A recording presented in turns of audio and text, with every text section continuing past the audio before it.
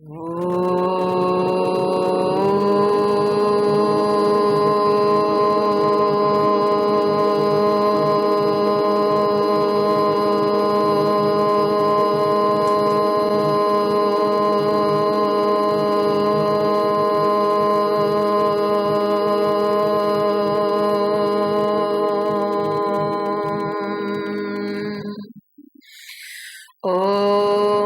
अग्ने व्रतपते व्रतं चरिष्यामि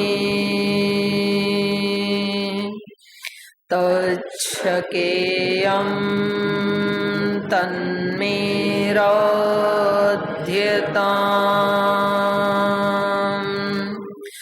इदमहमनृतात्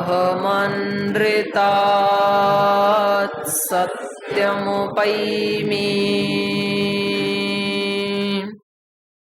ॐ सहनाववतु सहनौ भुनक्तु सह वीर्यं करवावहै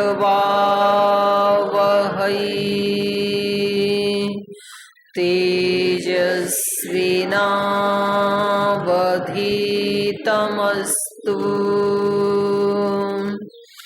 मा विद्विषावहै ॐ शान्ति शान्ति शान्तिः।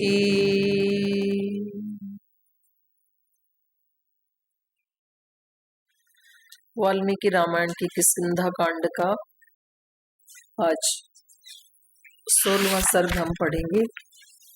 15 नंबर सर्ग में हमने पढ़ा था जब बाली वहां पर भूतल के ऊपर जमीन पर धरती माता पर मूर्छित होकर के गिरे हुए हैं, मृत प्राय हैं, वो मरने वाले हैं। और उसी समय अंगद को साथ लेकर के तारा आती हैं और बहुत विलाप करती हैं तरह तरह से। तो उस समय हनुमान जी उनको समझाते हैं, संसार की नश्वरता का उपदेश देते हैं और शोक से बाहर निकलकर आगे क्या योजना उनको बनानी चाहिए, अपने पुत्र के अभिषेक के लिए उनको सोचना चाहिए, बाली के अंतिम संस्कार के लिए उनको विचार करना चाहिए। तो इस तरह से उनको उपदेश देते हैं। उनका उपदेश देकर के तारा, उनको उपदेश सुन करके तारा बोलते हैं कि जो आपने 2 बातें कही हैं, अंगद का राज्याभिषेक और बाली का अंतिम संस्कार, तो ये दोनों ही कार्य मेरे करने योग्य नहीं है, अपितु ये दोनों ही कार्य अभी सुग्रीव के अंडर में है। क्योंकि एक भाई बड़े भाई के जाने के पश्चात अंतिम जो राज गद्दी के ऊपर या राजा के रूप में जिसका अधिकार है वो सुग्रीव है, अंगद नहीं है। तो इससे पता लगता है कि तारा जो है ना वो बहुत धर्म का पालन करने वाली धार्मिक माता है और बहुत नीति निपुण भी है, उसको नीति का भी पता है। क्योंकि अगर वो अंगद को राज्याभिषेक के लिए ऐसा मान लेती हनुमान जी की बात को सुन करके, तो सुग्रीव ने जब बाली को ही मार दिया तो अंगद को तो कहीं छोड़ेंगे फिर। तो वो नीति भी है, नीति को जानने वाली भी है। उसको पता है कि अंगद सुग्रीव के अंडर में रहेगा तो ज्यादा सुरक्षित है और सुग्रीव से विरोध करके राजा बनने में ज्यादा खतरा है। तो कभी कभी जीवन में एक स्टेप पीछे खींचने में ज्यादा सिक्योरिटी होती है और एक कदम आगे बढ़ाने में ज्यादा खतरा होता है। तो ये 15वां सर्ग हमने पढ़ा था। अब 16वें सर्ग में बाली जैसे कि मैंने बताया वो मृत प्राय हैं और ये सब बातें सुन रहे हैं, वो तारा की बातें भी सुन रहे हैं, हनुमान जी की बात भी सुन रहे हैं और उसको फील कर रहे हैं अपने चारों तरफ की परिस्थिति को। श्री राम ने उनको बाण क्यों मारा और श्री राम का जो उपदेश है वो भी उन्होंने आत्मसात किया और उनको ये अनुभव भी हुआ कि जो कुछ मैंने किया उसमें मेरा ही ज्यादा दोष था, मेरी ही त्रुटि थी। श्री राम ने जो किया वो उचित ही किया, ऐसा ही करने योग्य था।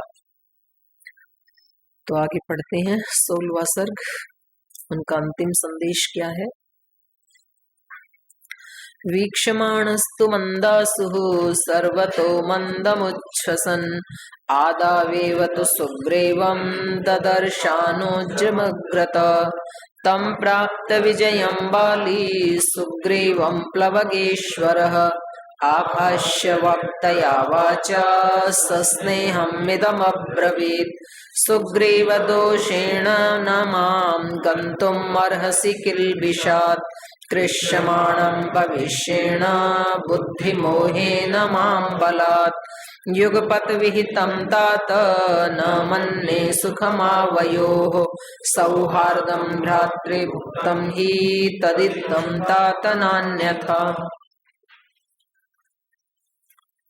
वीक्षमाणस्तु मंदासु सर्वतः मंदम उच्छ्वसन आदवेव तो सुग्रीवम ददर्श अनुजम अग्रत। तो ये जो बाली हैं ये मंदम उच्छ्वसन, उनकी श्वास जो है बहुत धीरे चल रही है, प्राण जाने ही वाले हैं। और मंदासु सर्वतः वीक्षमाणस्तु, और बहुत धुंधली धुंधली दृष्टि में वो चारों तरफ देख भी रही हैं।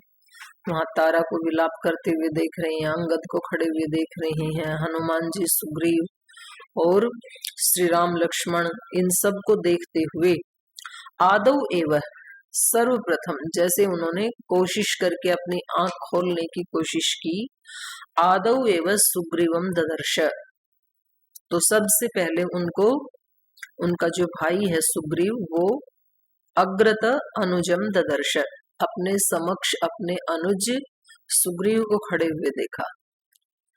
प्रयास करके, क्योंकि अब अंतिम संदेश देना, इनको प्रयाण करना है, तो इससे ये भी पता लगता है कि उस समय भारत में योगाभ्यास का बहुत प्रचलन रहा होगा।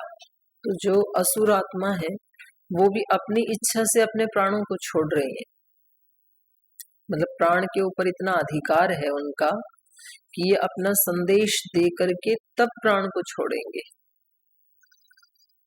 तो इन्होंने कोशिश करके आंखें खोली और सबसे पहले अग्रत आदौ एवं, अपने समक्ष सबसे पहले सर्वप्रथम आदि में अनुजम सुग्रीवम ददर्श, सुग्रीव को देखा इन्होंने।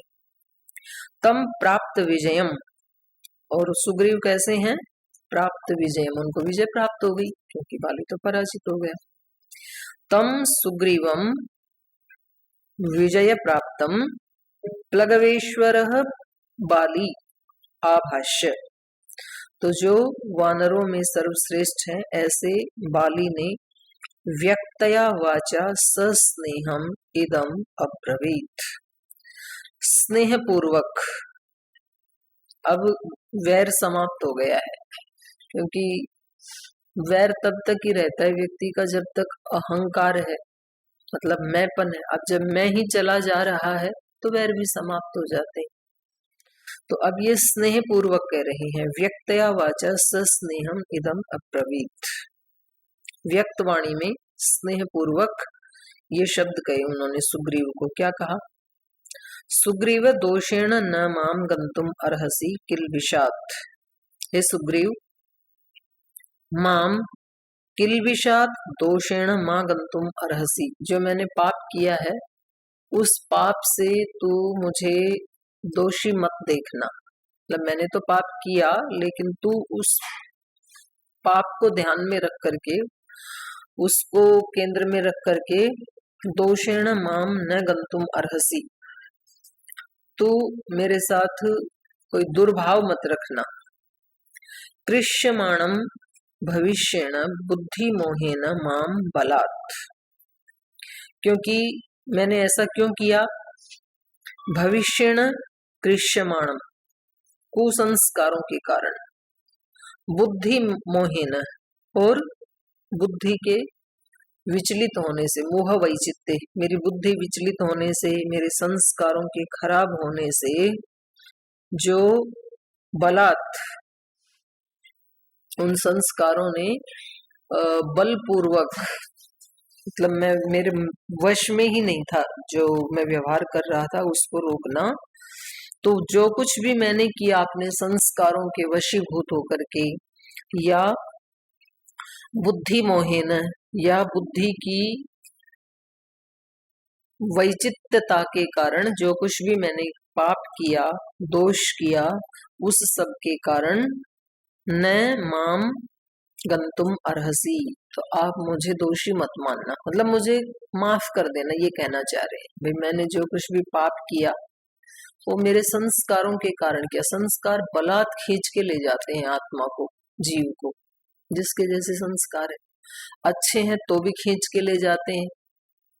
व्यक्ति कोई, जैसे आप सब संन्यास मार्ग पे चल रहे हैं, तो कैसे हो गया ये? क्योंकि आप में से ज्यादातर तो भाई बहन गुरुकुल में तो पढ़े नहीं, और वैसा एनवायरनमेंट भी मिला नहीं। आप सब तो स्कूल कॉलेजेस से पढ़ के आई, लेकिन यहाँ कैसे पहुंच गए? वहां का तो माहौल बिल्कुल अलग था। कैसे पहुंच गए? संस्कारों के कारण, पिछले जन्मों के पता नहीं कितने जन्मों के ये संस्कार हैं, तो वो बलात् खींच के लाते हैं व्यक्ति को वहां से। और बुद्धि मोहेन, गलत काम व्यक्ति बुद्धि की मोह वैचित्ते, बुद्धि के दोष के कारण करता है, और अच्छे काम, अच्छे रास्ते पे बुद्धि के कारण ही चलता है, बुद्धि की पवित्रता के कारण चलता है, बुद्धि की कुशलता के कारण चलता है। तो कोई व्यक्ति श्रेष्ठ आचरण कर रहा है, अच्छे मार्ग पे चल रहा है, तो ऐसे नहीं चल रहा, उसकी बुद्धि निश्चय करती है, क्योंकि उसकी बुद्धि पवित्र है। उसने पिछले जन्मों में साधना आदि करके और गुरुजनों के सानिध्य में रह करके अपनी बुद्धि को ऐसे पवित्र किया होगा, अपने अच्छे संस्कार बनाए होंगे। तो अब वो संस्कार, क्योंकि कोई भी विचार जब हमारे सबकॉन्शियस माइंड में चला जाता है, तो वैज्ञानिक बताते हैं कि अभी जो हमारा माइंड है, कॉन्शियस माइंड, ये हमारे संपूर्ण माइंड का 10वां हिस्सा है।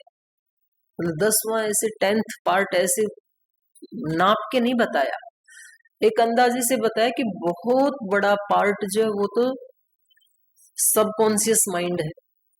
तो वो उसके लिए उदाहरण देते हैं, बोले जैसे कोई 20 kg का बर्फ का टुकड़ा समुद्र में डाल दिया जाए, तो उसके ऊपर का जो पार्ट दिख रहा है, इतना तो कॉन्शियस माइंड है, और जो डूबा हुआ जो दिख नहीं रहा है वो सबकॉन्शियस माइंड है। तो ऊपर ऊपर का पार्ट दिखता, नीचे का तो दिखता नहीं है पानी में डालें तो हम जिसका प्रयोग कर रहे हैं, जितने भी हम ओवर थिंकिंग कर रहे हैं, पॉजिटिव नेगेटिव शास्त्र स्मरण कर रहे हैं, और दुनिया भर की जानकारियां, विचार, अच्छे कार्यों की योजना, ये बुरे कार्यों का खुरापात हमारे दिमाग में चल रहा है, ये सारा कृत्य किसका है? 1/10 का, 10वें पार्ट का, उससे 9 गुना ज्यादा, माने उससे बहुत ज्यादा, अत्यधिक, वो तो अभी अदृश्य है। और भगवान की ही ऐसी व्यवस्था है कि पूरे के पूरे माइंड का इस शरीर में मनुष्य सदुपयोग कर भी नहीं सकता है। जो इंद्रियों की कैपेसिटी है,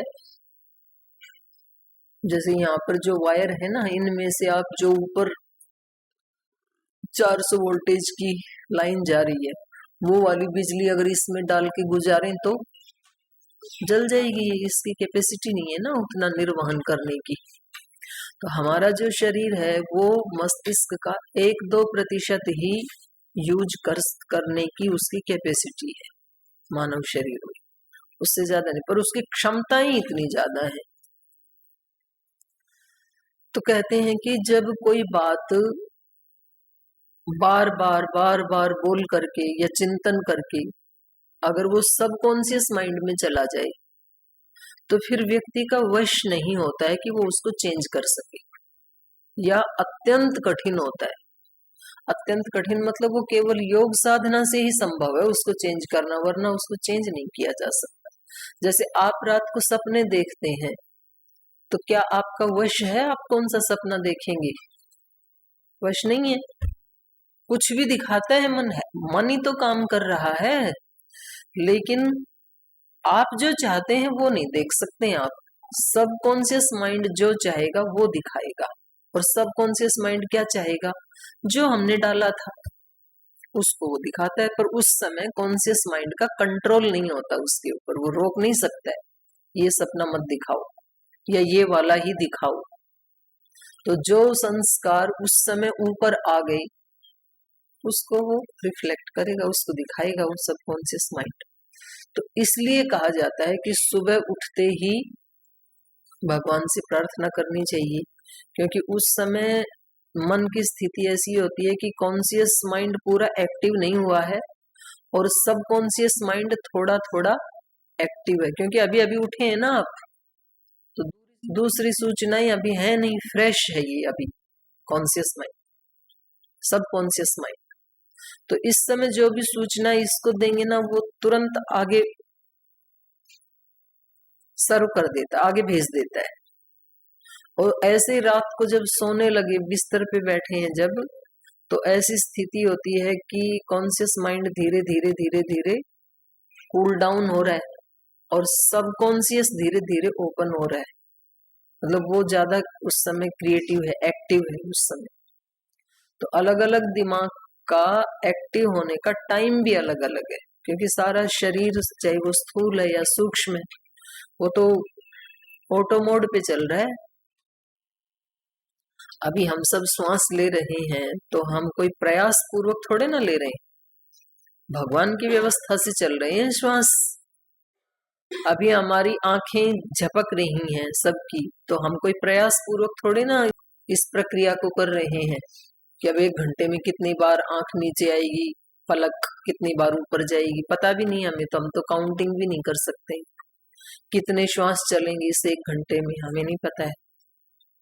जो आपने नाश्ता खाया था वो अंदर कैसे प्रोसेस हो रहा है, हार्ट इस समय के क्या काम कर रहा है, किडनी क्या कर रही है, लीवर क्या कर रहा है, फेफड़े क्या कर रहे हैं, हमें तो पता भी नहीं है, ऑटो मोड पे चल रहा है ये सारा। ऐसे ही मन भी, तो इसके एक्टिवेट होने के भी अलग अलग टाइम प्रकृति ने नियुक्त कर रखे हैं। हाथ कब ज्यादा एक्टिव होगी, आमाशय कब ज्यादा एक्टिव होगा, इसलिए खास समय पे भूख लगती है। मतलब रोग को छोड़ दो, रोग की दशा को, उसमें तो कभी भी कुछ भी होता है रोगी को तो, वरना किस समय पेट में भूख लगेगी, कब आंत एक्टिव होगी, कब पेट एक्टिव होगा, ये सब अपने आप भगवान की व्यवस्था चल रहा है। तो ऐसे ही जब जागृत अवस्था में होते हैं तो कॉन्शियस माइंड एक्टिव होता है, ऐसी ही व्यवस्था है। तब सब कॉन्शियस माइंड शांत रहता है, वो तो वैसे भी शांत ही रहता है। लेकिन रात्रि के समय जब ये कॉन्शियस माइंड चुप हो जाता है तब वो एक्टिव हो जाता है, वो उसका समय है, तब ये कुछ नहीं कर सकता है कॉन्शियस माइंड। तो इसलिए रात्रि को सोते समय अब क्योंकि उसका कार्य करने का समय प्रारंभ हो रहा है, वो एक्टिव होना शुरू हो रहा है जब हम सो रहे हैं, तो उस समय उसमें जो सूचना आपने डाल दी तो समझ लो आपने अपने लक्ष्य का 50% कार्य पूरा कर दिया। उसके अंदर एक बार चला गया ना, तन्मे मनः शिव संकल्पमस्तु, तो अब कॉन्शियस मन को शिव संकल्प होना ही पड़ेगा, वो करवाएगा सबकॉन्शियस माइंड। तो आपका 50% काम हो गया। तो कितनी बड़ा विज्ञान है ये कोई परिपाटी नहीं है जी, मंत्र पाठ में आए या ना आए ये तो ऐसे ही बोलते रहते हैं। अगर नहीं करते हैं हम तो हम अपने ज्ञान का बहुत बड़ा दुरुपयोग कर रहे हैं। स्वामी शरणानंद जी जो थे मथुरा वाले, तो वो कहते थे अपने ज्ञान का कभी अपमान या दुरुपयोग नहीं करना चाहिए। हम सब मनुष्यों को ज्ञान है, पर हम उस ज्ञान का सदुपयोग नहीं करते, सम्मान नहीं करते उस ज्ञान का। जितना हम जानते हैं उसको जीते नहीं है, यही तो अपमान है। जानते तो बहुत कुछ हैं हम, जब दूसरे को बताने का नंबर आता है तो सब बहुत अच्छे से जानते हैं, सब बहुत अच्छे से बताते हैं, पर खुद जीने के लिए अपनी ही बोली हुई बातों को, अपनी ही जानी हुई बातों को, अपनी ही समझी हुई, अपनी ही पढ़ी हुई बातों को हम 100% फॉलो नहीं करते, तो ये अपने ज्ञान का अपमान है। तो हमें जब पता है कि भाई शाम को मंत्र पाठ करके सोने से शाम को क्या क्या विचार मन में डाल के सोने चाहिए और उससे कितना भारी लाभ हो जाता है, ये पता है, फिर भी मंत्र पाठ नहीं करते सोते समय। तो ये तो सुपर साइंस है। तो भाई जो सदुपयोग करेगा तो उसको तो लाभ मिलेगा, नहीं करेगा तो नहीं मिलेगा, पर कभी ना कभी तो सदुपयोग करना पड़ेगा, क्योंकि आत्मा की चाहत ही यही है। तो अभी अवसर मिला है तो अभी कर लेते हैं। तो यहाँ पर ये आया कि जो है ना बुद्धि, बुद्धि मोहेन माम बलात्, जो हमारे संस्कार हैं और जो हमारी बुद्धि के जो निश्चय हैं, क्या करना है हमें, वो संस्कारों के वशीभूत होकर के, कर्माशय के वशीभूत होकर के, या जिसको आम ग्रामीण भाषा में बोला जाता है भाग्य के वशीभूत होकर के करना ही पड़ता है व्यक्ति को। आपने सुना होगा ना, भाग्य में लिखे को कोई बदल नहीं सकता, कोई टाल नहीं सकता। तो ये अपने आप में सच्ची बात है। तो भाग्य क्या है, जो कुछ हमने डाला सबकॉन्शियस माइंड में, जो हमारा कर्माशय, तो उसको तो कौन टाल सकता है, वो अपना फल देगा ही। और यदि कोई टाल सकता है तो हम ही टाल सकते हैं, क्योंकि वो भी हमने बनाया था वो कर्माशय या वो भाग्य, और आज उससे स्ट्रॉन्ग भाग्य यदि बना दें तो वो दब जाएगा, अभिभूत हो जाएगा वो, तो ये वाला फल देगा फिर। तो भाग्य लिखने वाले भी हम ही हैं, भाग्य को चेंज करने वाले भी हम ही हैं, कोई दूसरा हमारा भाग्य नहीं बनाता है, हम स्वयं बनाते हैं। और प्रतिपल बनाते हैं, प्रतिक्षण बनाते हैं, हर पल हम कैसा सोच रहे हैं, किस भावना से किसी कार्य को कर रहे हैं, वो सब हम खुद लिख रहे हैं अपने हाथों से अपना भाग्य, वैसा फल मिलेगा। तो बाली को अभी फील हो रहा है, महसूस हो रहा है, भाई मैंने जो कुछ किया वो मेरे बुरे संस्कारों के कारण विवश होके किया, नहीं चाहता था ऐसा करना, तू मेरा भाई था, मुझे तेरे से प्रेम करना चाहिए था, स्नेह करना चाहिए, नहीं कर पाया, तो मुझे क्षमा कर देना। भविष्येण कृष्यमाणम, भविष्य के द्वारा खींचा जाता हुआ, माने संस्कारों के द्वारा, कुसंस्कारों के द्वारा मैं खींचा चला जा रहा था इन कार्यों को करने के लिए। युगपत विहितम तात न मन्ने सुखम आवयो, आवयो सुखम तात, हे तात आवयो सुखम युगपत न विहितम इति मन्ने, हम दोनों सुख पूर्वक रह सके, लगता है मन्ने, मुझे ऐसे लगता है, ये न विहितम, ऐसा विधि का विधान नहीं था। तो विधि का विधान क्या है, अभी बताया ना मैंने, विधि थोड़ी ना अपने मन से किसी के लिए कोई विधान बनाती है, हम खुद ही बनाते हैं, जो बनाते हैं उसका फल दे देती है प्रकृति। तो विधि का विधान नहीं था, मतलब ऐसे मेरे संस्कार नहीं थे कि मैं तेरे साथ सुख पूर्वक रह पाता, ऐसे संस्कार नहीं बनाई। हे तात आवयो सुखम युगपत न विहितम मन्ने, सौहार्दम भ्रातृभुक्तम ही तदिदम तात न अन्यथा। तो हमें कैसे रहना चाहिए था, सौहार्दम भ्रातृभुक्तम, हमें बड़े प्रेम से रहना चाहिए था, और मतलब दोनों का भ्रातृ प्रेम होना चाहिए था, भ्रातृभुक्तम। लेकिन तद इदम तात न अन्यथा, लेकिन ऐसा हुआ नहीं, बल्कि उससे अन्यथा हुआ, इदम अन्यथा, ऐसा नहीं हुआ, हम प्रेम से रह नहीं पाए सारी जिंदगी। उससे अन्यथा ही हुआ। तो देखो, असुर व्यक्ति को भी जाते समय पश्चाताप हो रहा है, इससे पता लगता है आत्मा तो सबकी एक ही है। कभी कभी हम संस्कारों के वशीभूत होकर के किसी एक समय में उन संस्कारों के कारण वो नहीं करते जो करना चाहिए, उससे अन्यथा करते हैं, उससे उल्टा करते हैं, उससे अन्यथा सोचते हैं, उससे अन्यथा भावनाएं होती हैं, उससे अन्यथा कर्म होते हैं।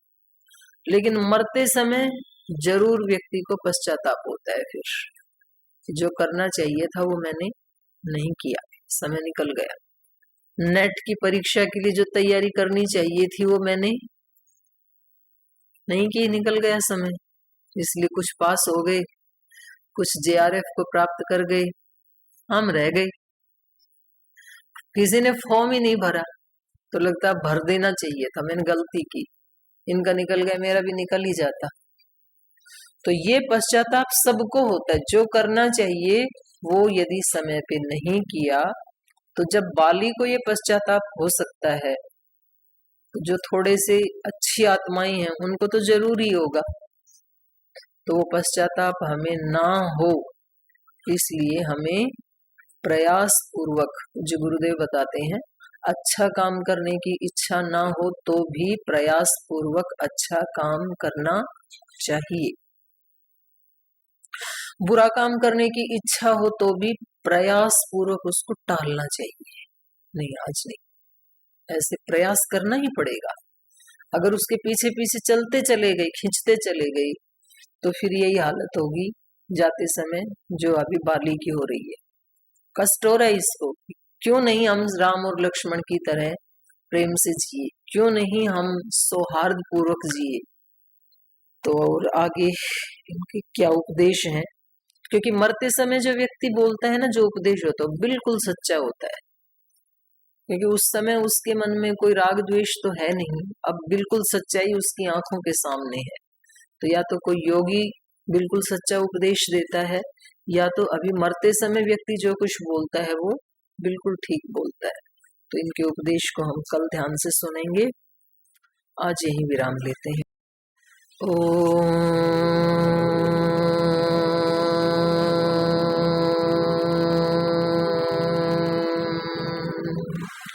शांति शांति शांति। श्री गुरुभ्यो नमः।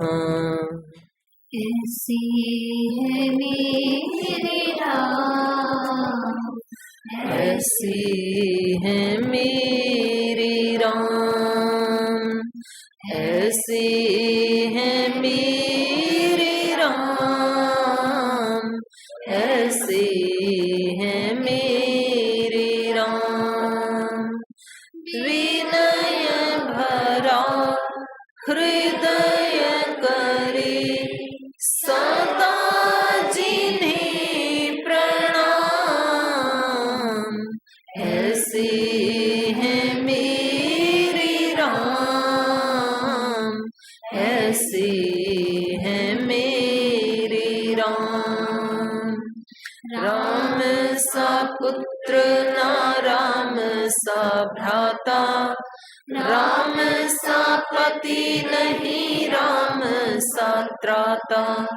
राम सा पुत्र ना राम सा भ्राता, राम सा पति नहीं राम सा त्राता। राम सा मित्र ना राम सा दाता, सबसे निभाए सबका नाता।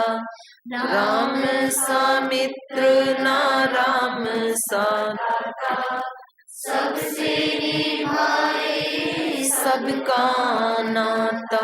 स्वभाव से उदार शांत, सब गुणों के धाम, ऐसे है मेरे राम, ऐसे है मेरे राम। विनय भरा हृदय कर